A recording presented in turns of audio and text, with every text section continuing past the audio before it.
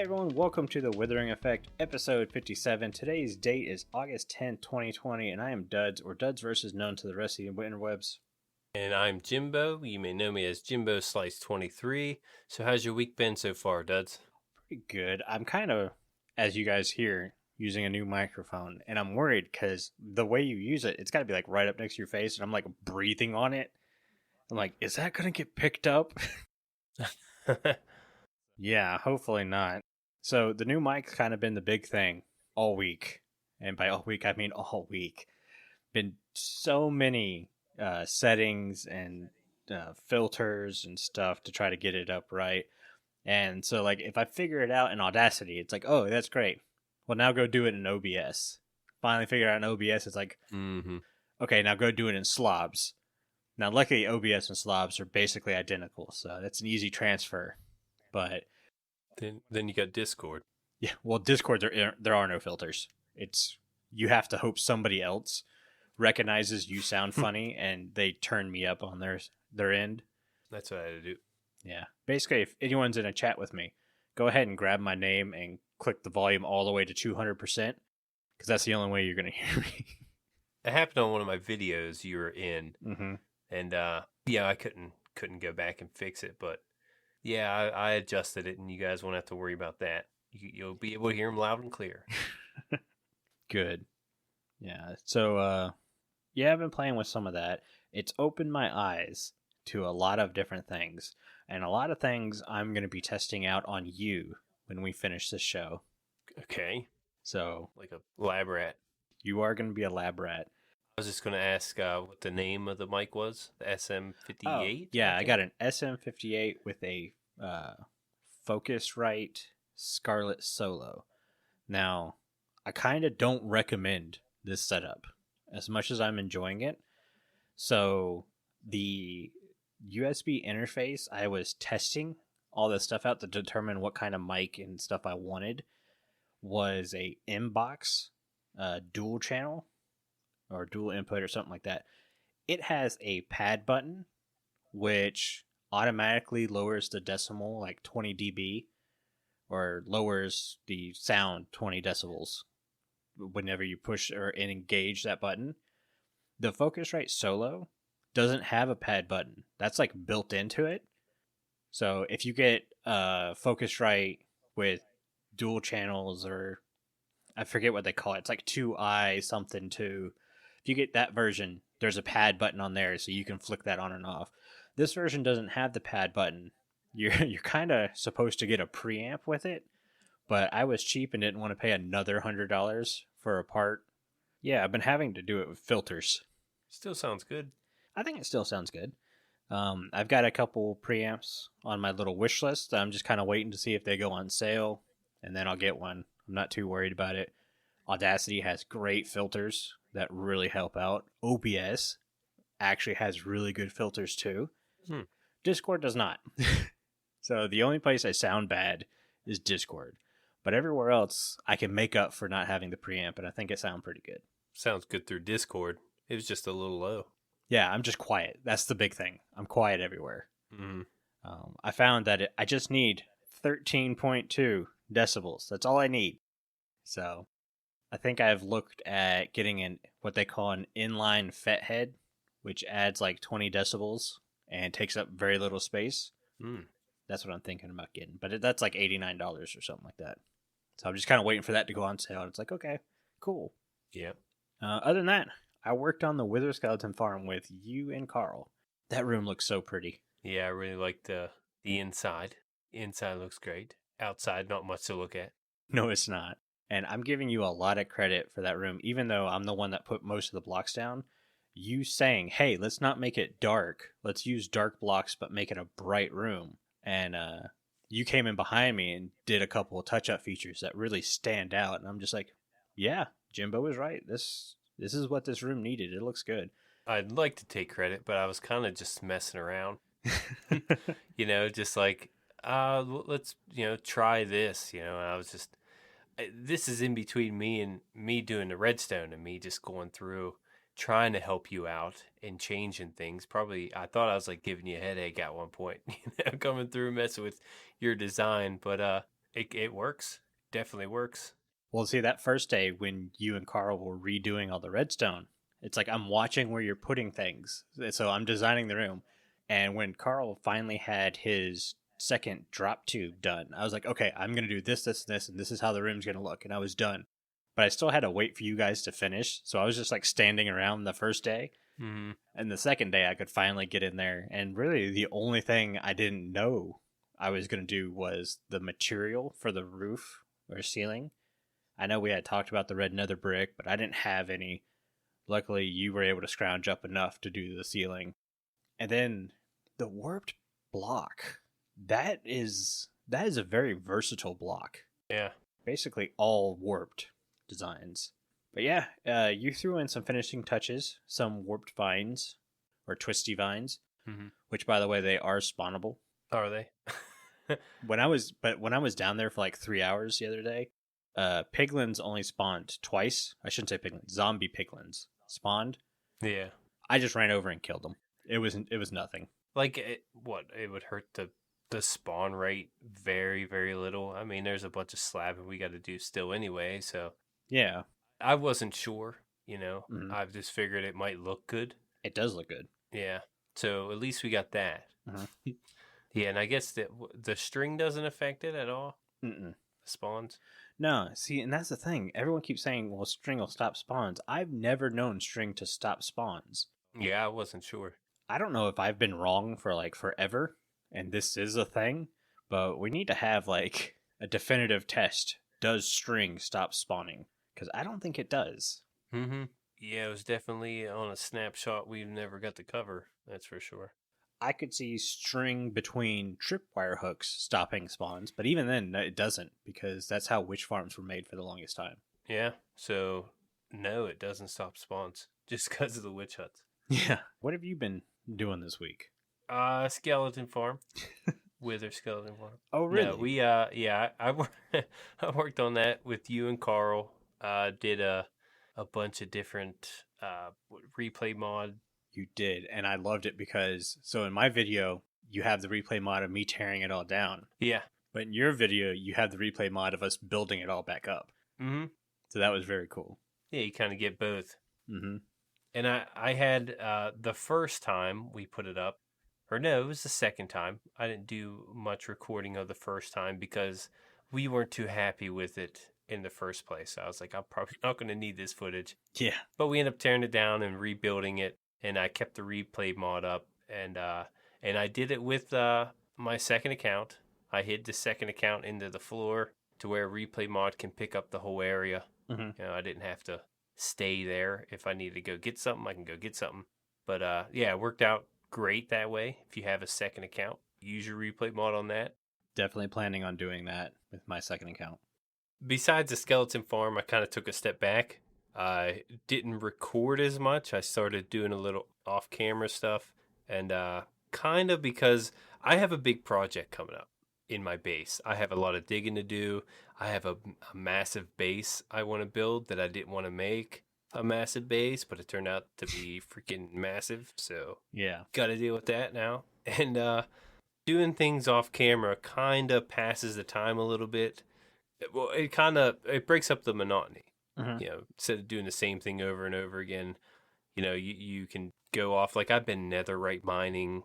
I got a bunch of netherite now, just to do it, just to have it, just in case. I went end busting by myself. I died. Mm-hmm. I did die. I'll probably mention that in the episode. And I searched forever for my stuff. I knew kind of where it was. And I was like, okay, I'm out at like, it was like positive 10,000 and 3,000. So I went out that way, couldn't find it. I chalked it up as gone. I was like, man, you know, that's netherite stuff. I have backup stuff that I can make netherite, no problem. But on my way back, boom, there it was. I actually landed. I was like, I better get more rockets. I landed, looked to my left, and there's the XP orbs. Nice. And there's all my stuff. I was like, you gotta be kidding me. It's right there. So I ended up finding it. It was a couple thousand blocks short of what I thought. Mm-hmm. And yeah, I got my stuff back, so that's cool. Nice. Yeah, besides that, I'm thinking of doing, you know, one episode a week now. slowing it down, doing an episode a week, and really focus on the editing and stuff. We talked a little bit about that in the pre-show about editing our videos. Mm-hmm. Yeah, I want to get more experience on that. Even though I'm doing it twice a week, I'm still trying to put out quality videos, and I feel like I could do a little better if I go down to once a week, and also break up the monotony as well. Yeah. It's probably how it's going to go for now, and that ends my week, I'd say. Awesome. Well, touching back on the whole death or whatever. So I've continued my streak of dying on live streams. Yeah, we have. I'm not blaming this one fully on me, though. Half of it because I decided to try to fly in the nether without my elytra. So I just fell into lava. Mm-hmm. But I stayed calm and collected, grabbed my elytra, put it on, flew out, was heading to land so I could go ahead and eat real quick. And then it lagged me back into the lava, where I then proceeded to freak out. And by the time I was able to rocket out of the lava and switch over to my food, I was dead. Yeah. I was trying to point myself at a good spot to land, and then I was trying to eat, and I ended up dying.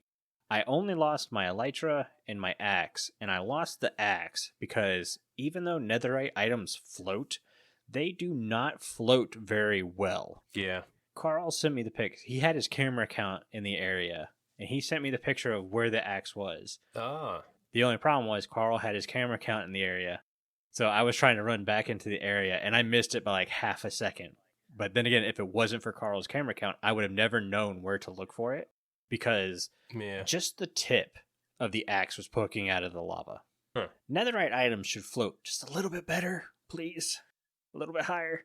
But it definitely justified getting netherite items for me because I don't like carrying around potions, which is a habit I'm probably going to need to break if I'm going to continue to die in the nether. I have not died anywhere else in the world other than the nether, except for maybe one time in the end, but that was like one of those I'm not going to look for an end portal, I'm just going to jump off the edge and die kind of things. Yeah. I have yet to die in the overworld, just the nether. Yeah, and that might be why you got the whole netherite is immune to lava thing, because they know how much you're going to be in the nether with the update. Mm-hmm. So they give you that. If you put this on, it will survive lava. Besides that, it hasn't been hasn't been all that great, I guess. I mean, my diamond stuff was just as good.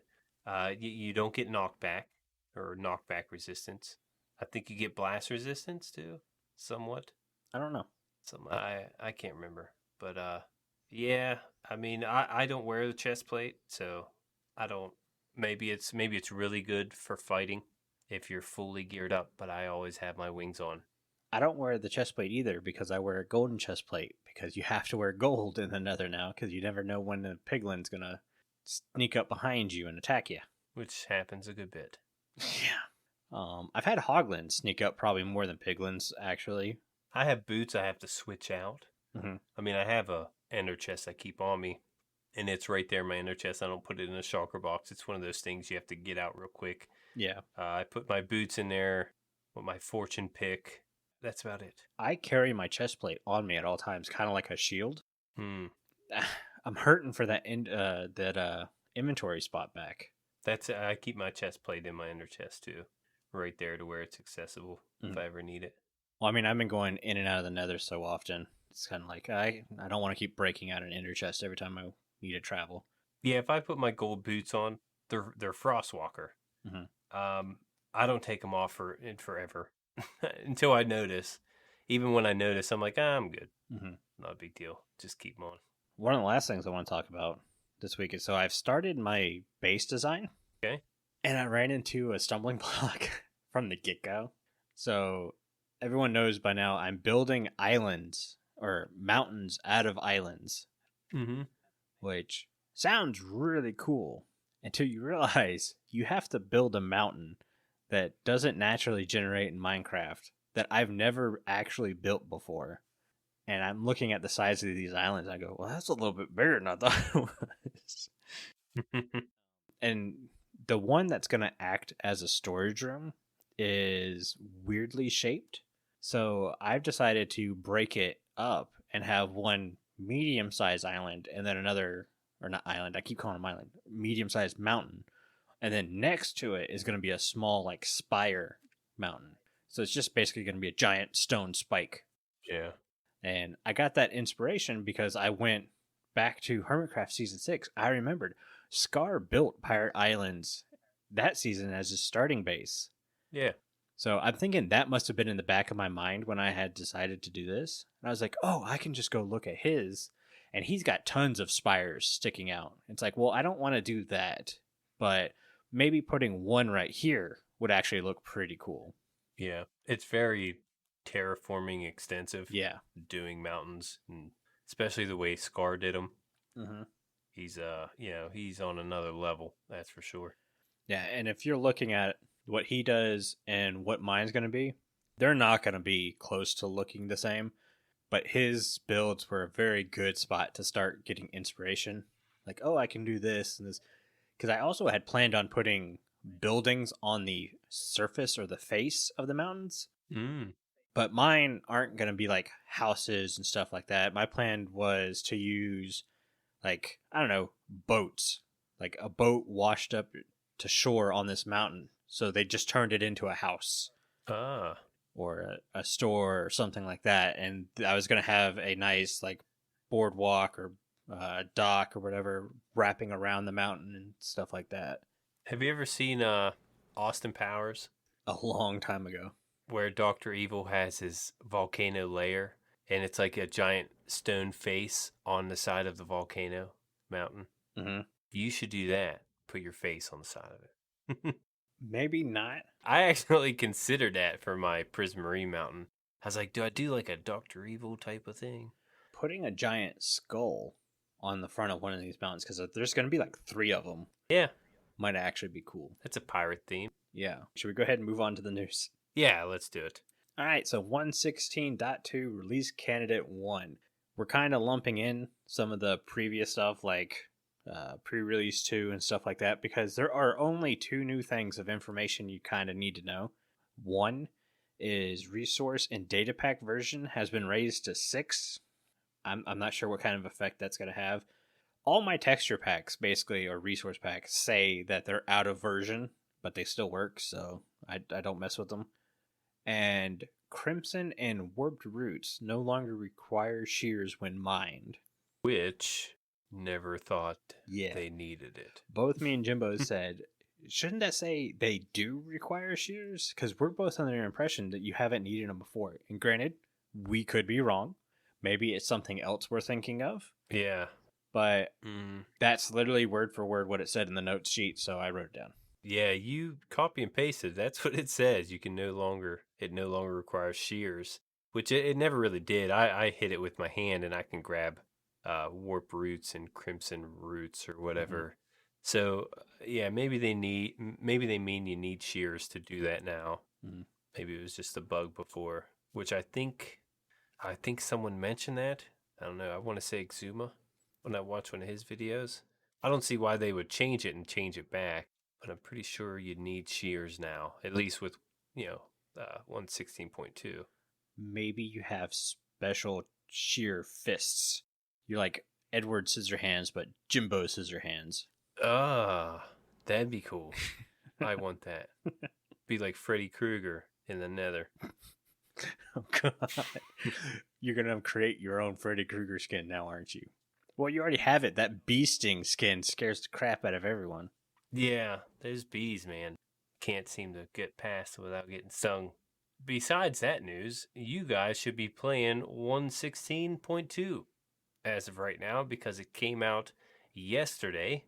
By the time this comes out, it would be Tuesday, and Tuesday is when it releases, which is tomorrow for us.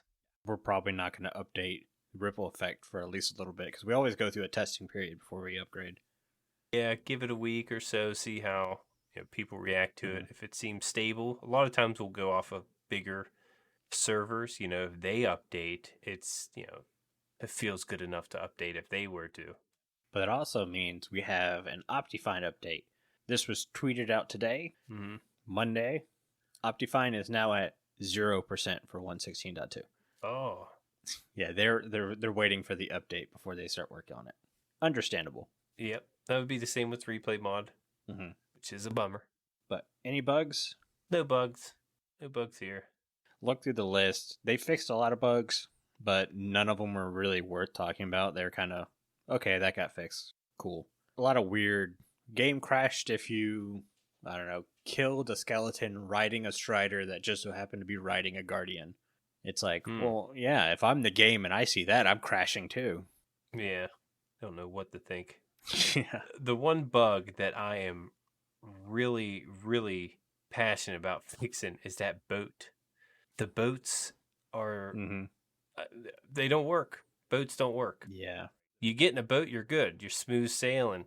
But as soon as you go to get out of a boat, man, you're glitching. You got to figure out what to do. Either break the boat or jump back in it, because you're not jumping out of it once you're stuck in that vortex. I don't know. It's weird. Please fix the boat thing. And it might be fixed in the new release. And ghost blocks. I have found the best way to depart a boat is to run the boat into a solid block, and then as you're shifting to get out of the boat, jump and push forward. And it's got to be a real quick motion, but I found that works. So like if you looked at my dock at the beginning of the season, the lower section for you to hop out on, I ended up making that a full block, even though it looked bad, just to help people get in and out of their boats. But now that everyone's kind of moved away from Spawn Town, I went back and I changed the dock to use a half slab like I originally wanted, just because me and Carl were really the only ones there. I'm moving out of Spawn Town, and Carl uses the Frostwalker boots now instead of a boat. So yeah, I'll use Frostwalker too. Screw those boats. I need to get across water, I'll fly or Frostwalker. Mm-hmm. But the ghost block thing, that's an easy fix now. If you just right click on the block where you think it is, it'll appear. So it's not technically there. I mean, you can get around it that way. The way I've been finding it is I choose a random block that I know isn't there, and I try to place it. And usually something will freak out, and then the right block will pop up. Yep. I'm like, okay, there it is. Break. Mm-hmm. But I haven't had a ton of ghost blocks this season. I think I've had maybe one or two. I've had quite a few. Had to be a dozen. You are digging a huge area, so you would run into them. Yeah. About to start using TNT. Yeah. All right, but that's kind of it for the news. Should we get into listener comments? Yeah, let's go ahead and get to that. All right, this week's listener comment, surprise, surprise, is from RebelJC. Rebel man, you seem to be super active in a Discord, and we appreciate it. Great question, by the way. Yeah, he asks, what is an area of Minecraft gameplay you don't engage in much, and what would it take for you to be more interested in it? PvP is the main one, you know. It could be fun, like UHCs. I think I'm saying that right. Teams. Those look really fun. But there's just, I don't know, the combat and everything. I know they're working on that, and we'll get into that later. But yeah, PvP isn't, I don't know, it's something. I'm more of an artsy person. So I kind of steer away from that. Yeah. I've got two. And the first one isn't a knock on Minecraft. It's more a knock on me. Like, large farms, such as an ocean monument or a witch farm, even though the witch farm itself is small, it's the lighting up and doing the non-spawnable spots that's really kind of a pain. Spawn proofing. Yeah. Those turn me off, and it's not a knock on Minecraft. It's just that I have maybe an hour and a half on a weekday to really play. So to do one of those will take multiple weeks to build. So, and the fact that when I'm designing a base, if I'm making a farm that large, generally my entire base design is probably going to revolve around that farm. And yeah, I'm not a fan of that. It kind of handicaps me. Witch farm might be a little different because the farm itself is relatively small and you can do a lot with the perimeter. So that's not that big of a deal. Working with water just stinks. If you AFK above it, you won't have to do too much spawn proofing. Yeah, but now you have this like platform above your base that's randomly there. Yeah, you have to either make that look good or find another AFK area, which I have one in mind. The other thing is just mini games in general. And I know some people from the Discord are going to get mad because they've been pushing me and you to play mini games with them, Mm-hmm. like Bed Wars and stuff. And no. I say that as nicely as I can. See, I don't like playing those either. That's one of the the PvP things that I'm not a fan of. Mm-hmm. I wouldn't mind trying it though. Yeah. I mean, I don't know. I don't know what it would take for me to do it. I know what it'll Maybe take. if I'm just in the mood. But I'm gonna start with this. I don't like mini games because other games do mini games better, and I get mini games are basically community created, and that's awesome. I think that's great that people who are playing this game have the ingenuity to think of stuff like that. Mm-hmm. But like you have what the new big game that a lot of people are playing, Fall Guys. I mean, that's basically mini games, but it's done to such a great level. It's really fun. Like I'm thinking about buying it and once a week doing random fun games like that with friends. So I have a proposition for you, almost as big as the bet from earlier this year. Oh, So okay. right now we're sitting at just over 30,000 listens, right? Yeah. Yeah. Mm-hmm. So what if we can hit 50,000 listens? Me, you, Carl, Decoy, whatever. We'll get together. We'll find a day that works for all of us, and we'll play mini games with the Discord community. That sounds cool. Couple hours, one day, playing mini games. Maybe stream it. Maybe stream it. I know some of the people in the Discord, when they do their mini games, they like to stream it. Mhm. So we can maybe jump into chat and stream it. That'd be, yeah, I'm down for that. I'd be willing to do that. But that being said, until we hit the 50,000, don't keep asking me to play Bed Wars because I'm not going to play Bed Wars. I stink at Bed Wars. I stink at PvP. I stink at all that. I really kind of want to play Missile Wars. I saw that minigame. That's pretty much the only Minecraft minigame that's kind of piqued my interest. I haven't seen that. Or if you want to account Zuma Void's standoff game he made in Hermitcraft this season. Yeah. That game looks really cool to me, and I've thought about recreating it on Ripple Effect just because it looks so fun. Pretty clever. Yeah. It's almost like a battleship / chess type of deal. Yeah, exactly. Pretty cool. Besides the PvP thing for me, I do want to get into like command blocks and creative. Mm-hmm. Like just working with creative a lot.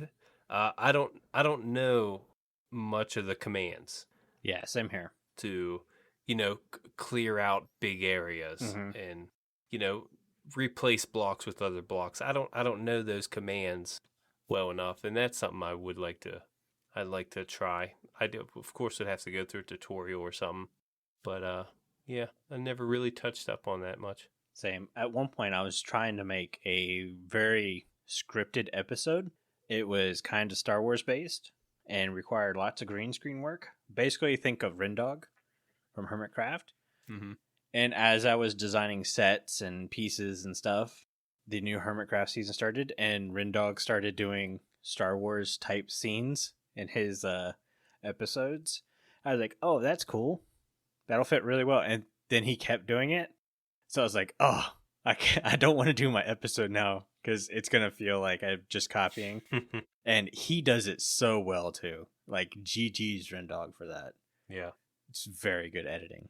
He's one of them guys that's like, this is what I want it to look like, and he capitalizes on it. Like he flourishes in those type of deals. If he wants it to look like a certain way, that's the way it's going to look, and he's really good at replicating it onto the screen. Yeah, really good. There's times like I'm in, like for instance, this witch hut thing. I have to build a witch hut, and I want to do it with my own redstone knowledge, not look at a tutorial. So in order for me to do that, I have to find a witch hut in another world to mess with, and I'd have to clear out land and stuff. And have you ever tried to mine a block in creative? It's not like Instamine. Yeah. It's one after another. I just want to be able to just to remove the blocks I want to remove instead of having to take them out like that. That's what I'm talking about with the whole command thing. you can still give yourself the haste 2 effect or a diamond pickaxe with like efficiency 10. See, I don't know how to do Don't worry, I don't either. I have to look it up every time I do something like that. Yeah, see, that's something I like to get familiar with. It helps with the overall gameplay. Mm-hmm. I mean, for me to put out an episode, I have a lot of stuff to do, and that could just knock a bunch of time off. Yeah. If I ever have to do that. Talk to Omni. He was helping me out with my green screen stuff. He probably knows. Yeah, different commands. Or Q Magnet's probably listening, screaming at us because he's all about some commands. Oh, he knows. Yeah, he knows his command block. He knows all the commands. Mm-hmm. He's like, why are you even bothering doing redstone command blocks? Yeah, he doesn't even do redstone. He can't do redstone, but he'll slap a command on there and do whatever he wants. But let's go ahead and move on, because this show's actually taking, well, I say it's taking a while. Carl's probably going to look at it and go, guys, I edited out like 30 minutes of stuff. Fair enough. Yeah. But yeah, this week's Discord ad is from YDYT. So thanks again, YD. Take it away. Hey everyone, I'm YDYT and I'm a member of the Withering Effect Discord. It's a great place to hang out with fellow listeners like me and the people who work on the show. So join today and let's discuss the game we love. There are links in the show notes.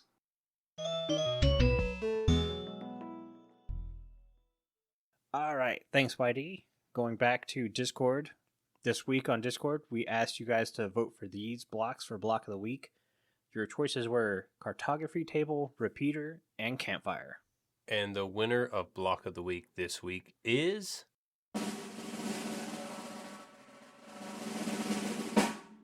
Repeater. Congratulations, Repeater. You guys are a bunch of jerks. Always seem to congratulate the block of the week. What did that block do to win, Jimbo? It got the most votes. And it got 22 votes for the Repeater.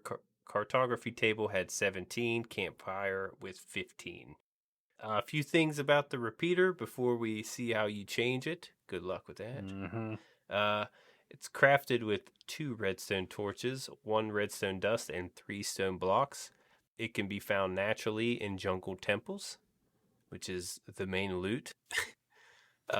It's used in redstone circuits to repeat redstone signals back to full strength, delay signals, prevent signal moving backwards, and to lock signals in one state.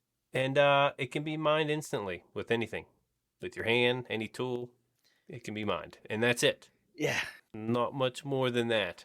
So that brings me to the difficult task of trying to improve the Repeater, which I can't. I can't do it. The Repeater might be one of those redstone blocks I actually know how to use and know about the locking function and use the locking function when needed and stuff. My biggest complaint about the Repeater, well, other than the fact that you use a full stone block to craft it, even though you can definitely tell that it was supposed to be smooth slabs at one point. I think it actually was smooth slabs at one point, and they changed the crafting recipe. Huh. But is that they call it a repeater, but it doesn't repeat. It does act like a diode, if you're familiar with electrical circuits, where it lets power flow one way, but not back on itself, which is great. I think that's awesome. And the fact that you can delay a tick to a certain amount, again, awesome. The fact that you can lock it on or off, it doesn't have to lock in the on position. It can lock both ways, which is great. But the repeating part, it doesn't repeat anything. If anything, it's just an amplifier or a boost, because the second redstone touches a repeater, it immediately goes to the power level 15. Mm-hmm. So it's a little bit confusing in the fact that if I hear, well, it's a repeater, I would assume that whatever power level is going into the repeater would be repeated out of the repeater. I don't really think you'd have much use for that. Some redstone wizard might be like, oh yeah, you can use that here, here, and here, and then maybe. Or you guys might be like, there's no reason for that, stop touching repeaters. But yeah, to me, a repeater is more of a diode amplifier than a repeater. So the only thing I would change about a repeater is really its name and crafting recipe. Now you can change like the ticks on it. Yeah. Which can help sometimes, especially on servers. Oh yeah, I would definitely not change the delay factor. I think that's one of the best parts about Mm-hmm. a repeater is the fact that you can change the tick delay. Yep. And I didn't really have a change, but maybe something to think about. Because we got netherite, and it's the best block. Maybe throw that into the recipe and make the repeater have a bigger signal. Mm-hmm. Maybe a signal of 30 instead of 15. That's the only thing I can really throw out there, because you're right. It's very hard to mess with the repeater because it's so useful. Yeah. I mean, it's the gold standard for redstone. I know a lot of people are like comparator, but the comparator is such. The comparator is not the beginner's component. You have pistons and you have repeaters. I think people learning redstone can kind of figure out what those guys do early on. Mm-hmm. Yeah, I mean, that's all I got with the repeater. I mean, it can be used for, like, I don't know, aesthetic reasons also. People like to put them in, like, I don't know, laboratory settings or spaceship settings, stuff like that. But functionality, it's kind of hard to change. All right, let's move into our main topic this week, which probably should have been covered under the news, but it worked better for a main topic, and that's we're going to cover the combat update. They're on like version 6 now, and there are a couple of significant changes worthy of talking about. So what I'm going to do is I pulled up Jeb's post on Reddit. If you guys want to find that, Carl should have it posted in the links, which I think he mentioned to me that Spotify's show notes will hopefully get fixed and you will be able to read them a little bit easier. If you guys want to pull them up and follow along, we're just going to go section by section. So the first section is redesigned aim assist again. Different approach, less controversial. So one of the big things they did was removed coyote time, which was this weird thing where you were able to hit an object that you had previously looked at. So you could look at something, whip your head to the side real quick, and then swing, and it would still hit that previous object you were looking at that you are no longer looking at. Yeah. The big thing with that is it was to help with entities that were smaller than the size of a normal block, like rabbits. But if you guys watch me try to kill a rabbit or a bat, that doesn't help. It made it worse. So now what they've done is the bounding boxes for entities smaller than 0.9 of a block have been enlarged, so it's a little bit easier to hit those things. Yeah, I got to see that. Very helpful. You don't need sweeping edge. Yeah, all swords now have the sweeping attack, but obviously a sweeping edge enchantment means that even though you swept all the enemies, sweeping edge means all those enemies got hurt. Whereas even though you swept them without the sweeping edge, I think only one enemy takes the brunt force of that attack. Yeah, or the damage isn't as large for the ones that are swept. Yeah, I think they get the full effect with the sweeping edge enchantment. And the base reach was increased from 2.5 to 3 blocks. Oh, yeah, so that's a pretty big one. That could be helpful. They have changes to shields. Shields now only protect up to 5 damage from melee attacks, still 100% against projectiles, and shields recover faster after an attack. This one kind of worries me. So, like, if you have a shield and someone swings a sword at you, it's not going to fully protect you. Yeah, for melee. Now, if you crouch, it automatically shields you. So that's a plus. Right, unless you're crouching and someone comes at you with an axe with, like, cleaving on it now. Which, going into changes to axes, they renamed chopping to cleaving, which basically disables your shield, from what I can tell, and really hits hard. Wow. They've removed a couple weapon enchantments from the axe in the enchanting table. So, like, I think sharpness you could get on an axe in the enchanting table. You now can't. You can still add it to the axe with a book, I believe. But yeah, can't enchant for it, though. Yeah, that or the sword. Yeah. You won't get those. Yeah, I think it's more common to get cleaving, but even then, cleaving's a rare enchantment. Yeah, but like Bane of Arthropods, was it Smite and Sharpness? Yeah, you're not going to be able to enchant for them. You either have to have books. Maybe you can enchant a book to Sharpness. I don't see why you couldn't. Yeah, you could still do that. Yeah, but not on the tool itself. or if you trade for sharpness with a villager, you still add it to the axe. Mm-hmm. Now, they don't mention whether or not if you have cleaving, that disables sharpness. I don't know. You know how mending and infinity for a bow? Mm-hmm. They don't have anywhere saying that happens, so... Yeah, even sharpness, smite, and bane of arthropods. Is it arthropods or anthropods? I always call it arthropods. I say arthropods. Well, is there an R? That would settle it. Yeah. Anyways, yeah, you can't put any of those three together. So if cleaving is in that category, then you probably shouldn't. Yeah. I don't think it'd be available for the sword, right? Just the axe. Yeah, as far as I know, it's just the axe. Okay. I don't know if you can cleave with a sword. Yeah. I went through the previous updates just to see if there was anything that was important in there. And while there were changes, they were more changes to, like, your attack time is increased or decreased, just kind of flopping back and forth, trying to find the sweet spot. Mm-hmm. A lot of changes have happened to eating, which we'll cover in a second. But another big change is to bows. Yeah. They're kind of nerfing bows a little bit and making crossbows a more viable weapon. I'm not sure if I'm a fan of it. Like, I am, but I'm not. I've always gone with the thought process, don't ever take anything away from the player, add on. And right now, the changes to bows, what it is when you pull an arrow back or notch an arrow in your bow and you hold it, the longer you hold it, the more inaccurate your shot's going to be. Now, it's not like wildly inaccurate where you can be pointing at a block, you fire it, and it goes like 20 blocks in the other direction. It's not like that. Mm-hmm. And it totally makes sense. Like, if you're an archer and you're holding an arrow back and you're holding it and holding it, your arms are going to get tired. Yep. That's why they have the special clip on there now. That's for compound bows. Yeah.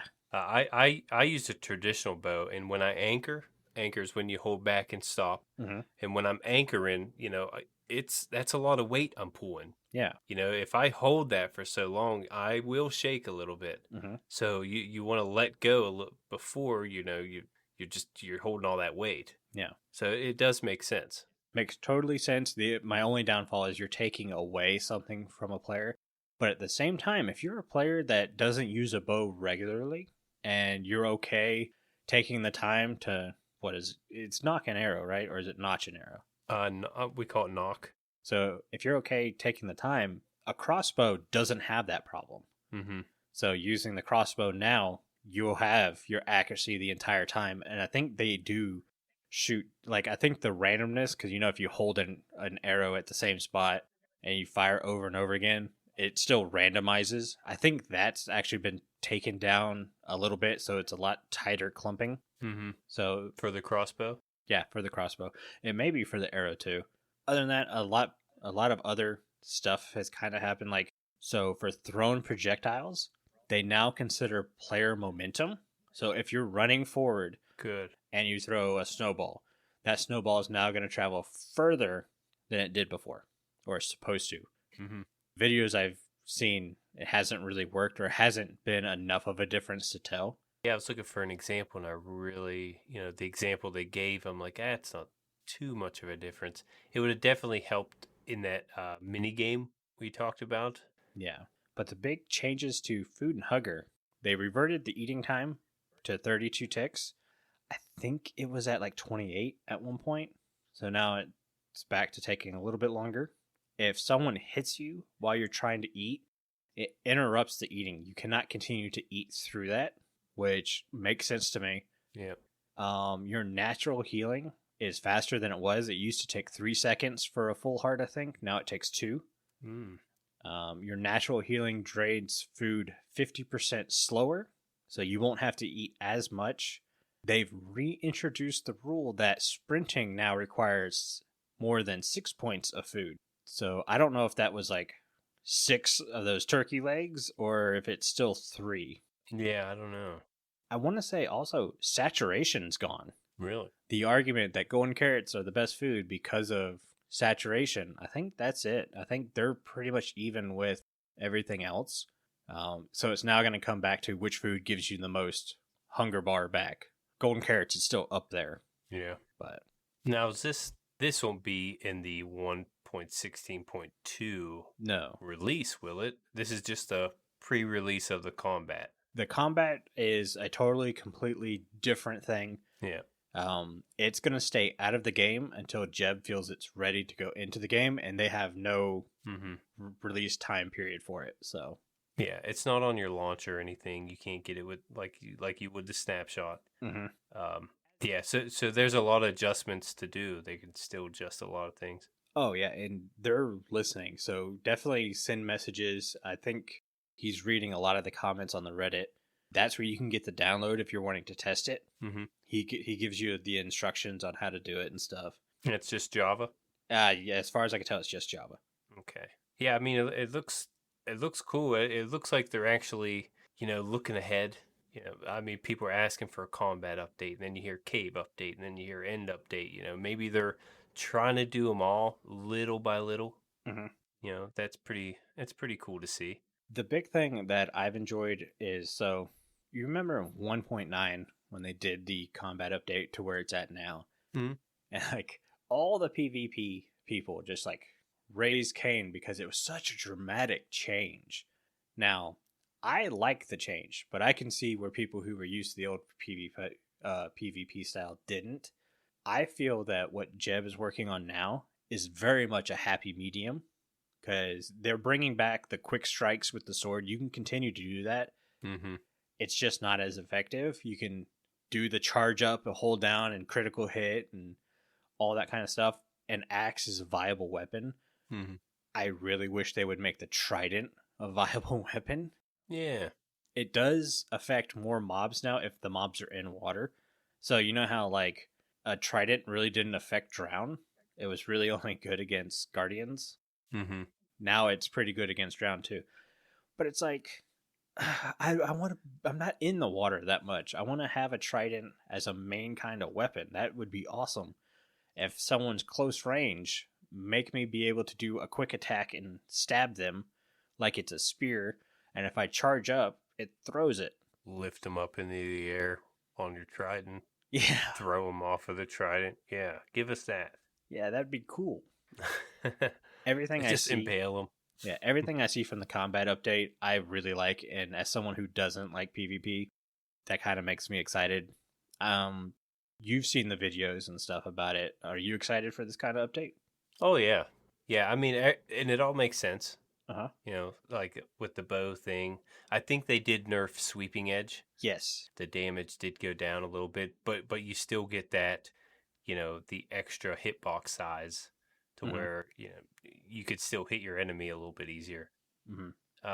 Yeah, I can't wait to play with it. I think they're doing really good with the upgrade. I think that's kind of it. We've gone through everything. Hopefully, with all the issues we've had this episode, Carl's able to make us sound pretty. It doesn't sound as terrible as it's been. Before we go, I want to mention that we have a special guest next week. Yes. Helen Angel from Mojang is going to be on the show. We've already put a little thing on our Discord asking for questions. So if you have any questions, hop in the Discord, post them. We'll be checking Twitter if you'd rather hit us up on Twitter too. Yeah, either or. Discord's definitely a better place for all that. I agree. Yeah. But that's going to do it for our show today. Before Jimbo reads us out, I want to say a huge thank you to all of our Patreons who are supporting the show.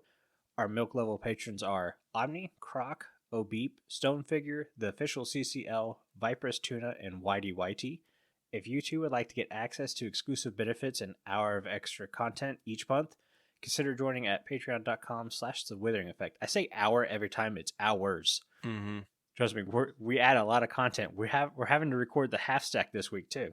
Yeah, not an hour, hours. Yeah, hours.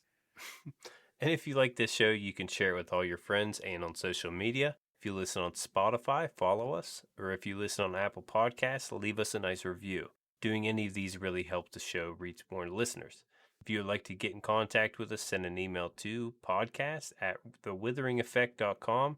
Tweet us, leave a voice message, or join our Discord where you can have a chat with everyone who works on the show and fellow listeners.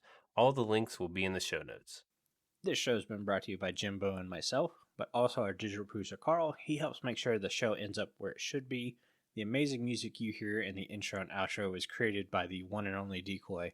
Everyone's social media info can be found in the show notes. And you guys have been awesome, as always. Thank you so much for getting withered with us. You should probably go drink your milk now. Bye. See you guys.